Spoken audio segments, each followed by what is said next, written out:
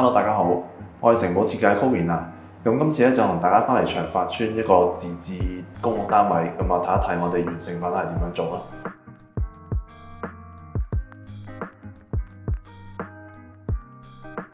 咁首先入門口呢度啦，咁我左右呢兩組櫃咧就分別左邊呢個係一個鞋櫃連埋一個櫃筒櫃嘅。咁今次上面咧就冇再做多個吊櫃啦。咁入嚟咧佢就冇咁壓迫，咁變咗佢可以放嘅嘢就到時可以加翻啲勾啊架咁可以黐翻落去用都得。咁右手邊呢組櫃咧就係一個正常衣櫃嘅深度嚟嘅。咁我哋今次做咗呢個櫃咧，下半身呢個地櫃就冇櫃腳嘅，咁變咗裡面一開咧就會見到地面啦，咁就方便佢用啲篋啊或者有啲買餸車推入嚟咧就可以直接放入去。咁同埋呢個櫃咧分開咗兩格嘅。咁呢邊咧就有層板，咁如果佢真係可能多一啲要車掣或者篋嘅嘢，就可以拎就埋一層板咁樣用咯。咁上面呢一組咧都係可以放鞋啦，或者放雜物都得。我哋櫃裏面咧做咗山口板，咁因為佢嗰啲總線位就喺條震嗰度入嚟嘅，咁所以我哋就方便佢維修或者穿線咧都唔會封咗佢嘅。咁入到嚟客飯廳呢個位置咧，咁今次都一樣啦，我哋會用咗電視櫃去間房嘅，咁後面就間咗兩間房出嚟。咁兩間房咧都可以放到4尺床。咁電視櫃我哋下面咧左右兩邊個底板咧都可以揭得開，咁啊睇得翻我哋啲線位，佢到時就方便啲去拉線啊維修咯。咁另外我哋有隻玻璃門咧，都係放翻啲機啊或者要用遙控嘅機器，咁樣就方便啲使用咯。同埋上面咧呢啲全部都可以儲物嘅，咁變咗就成個空間大啲之餘就多啲儲物位啦。咁呢個位咧將來就會擺飯台嘅。咁今次呢組櫃咧，我哋用咗一個石英石做台面啦，咁佢日後可以放翻啲水煲啊或者其他咖啡機之類，就冇咁容易整污糟同埋易清潔啲咯。咁另外上面呢一組咧就係一個間房櫃嚟嘅。咁呢個就係睡房嘅衣櫃。咁我哋前面咧做翻3隻架門，就裝飾翻，等佢睇落就會一體啲咯。同埋下面呢度到時放個飯台咧，就會用翻套門去做呢個儲物空間。同埋呢度就會有啲櫃筒啦，咁可以放翻啲餐具啊，或者一啲常用嘅碗筷咁樣咯。咁去到呢邊位置咧，就係一個雪櫃位嚟嘅。咁我哋雪櫃上面咧都有個吊櫃，咁吊櫃後面一樣啦，都會有翻個山口板，咁等佢日後面喉管要維修嘅時候咧，就可以拆翻開，就唔影響佢呢一邊嘅運作咯。咁同埋上面咧，我哋都做咗掛衣通啦，咁等佢開窗之後，啲空氣對流翻，咁就可以晾埋衫啦。轉入嚟廚房呢邊咧，我哋同樣會做咗個曲尺嘅地櫃啦，同埋有一個曲尺嘅吊櫃嘅。咁我哋今次廚房咧，其實 size 就冇乜點變，都係用翻原位。咁但係呢幅牆咧就褪入咗少少，咁等佢盡量就大翻啲。咁變咗呢個洗衣機位就會即係闊落啲，同埋呢個通道冇咁窄咯。咁地櫃我哋都會有翻3個櫃筒啦，有隻鐵門。咁呢啲電掣咧就會放在裡面嘅。咁另外呢邊咧就係放啲水喉位。咁下面呢個就會我哋預先開好晒窿啦。咁等佢洗衣機放入去之後插入去就用得啦。咁同埋呢邊咧都做咗2隻鐵門。咁呢2個鐵門就通入去嘅。咁變咗裡面都冇嘥到空間就可以用得翻。咁呢一邊咧，因為有熱水爐，咁我哋下面咧一樣做咗個可以向上推嘅舢板。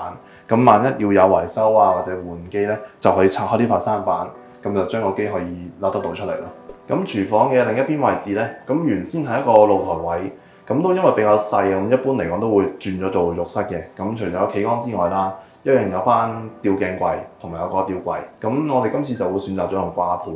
咁掛盤可以揀翻大 size 少少，咁佢出入又唔會話太過阻埞，咁用嘅時候都係正常使用。另外牆身咧，我哋都盡量即係做翻正常牆身厚度，就唔好以前咁厚咯。咁偷得幾個位置就盡量多翻少少，出入口就會闊落啲，同埋用企缸嗰陣時就會舒服啲。座廁上面咧就會有個吊櫃嘅，咁吊櫃嘅右手邊咧有隻磁吸門，咁拎開咗之後咧，咁裡面嗰啲喉管都會見得到。入到嚟呢一間就第一間房嚟嘅，咁今次特別啲就係書台隔離咧，我哋做咗塊白瓷板，咁佢日後有啲磁吸嗰啲工具就可以吸落去用啦。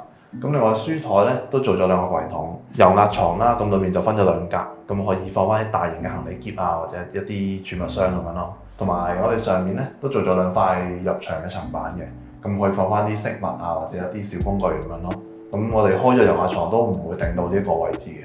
衣櫃啦，我哋除咗有掛衣通，裏面咧做咗層板嘅，咁另外都有3個大櫃筒，就可以放翻多啲摺嘅衣物啦。同埋今次床側咧，我哋做咗塊擋板，咁佢放床褥啊、瞓嗰時轉身就唔會容易揩花牆身咯。咁呢一間咧就係中間房嘅位置，就啱啱喺電視櫃背後面嘅。呢個頂都做咗一個吊櫃啦，裏面有空格就可以放翻電話或者係一啲飾物。床方面咧，我哋就做咗2個櫃筒。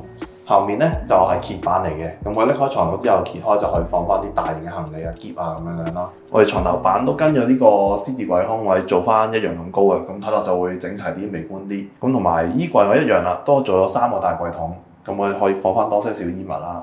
上面咧就今次分開咗2邊嘅，咁一邊就可以掛衫。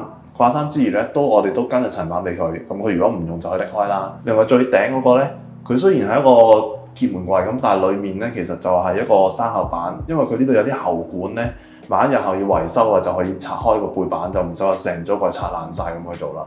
間牆板咧，我哋上面做咗氣窗，咁都可以平時即係唔開冷氣啊，就可以開翻窗通風啦。因為呢間房即係用櫃間出嚟就冇窗嘅，咁變咗就要用另一啲方法等佢呢間房就通爽啲咯。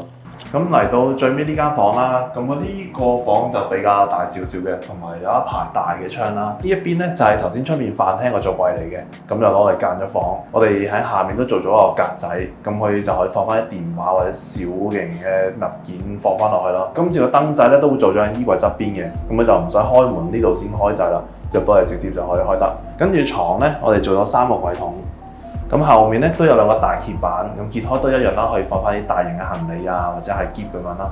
因為呢度有個窗台啦，咁所以我哋書台咧就會扣咗喺窗台裏面。咁佢日後買翻啲高啲嘅凳就用得到咯。同埋都有書台櫃桶啦。後面床尾櫃都冇嘥到嘅，揭開之後咧可以儲物。咁另外都有塊揭板，咁可以拎開，都一樣有個儲物空間喺裏面嘅。咁同埋門上面咧都做咗個薄身嘅角仔櫃嘅。咁今次咧就同大家睇到呢度先。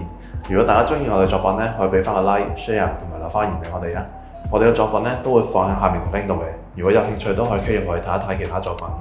咁我哋下次再見啦，拜拜。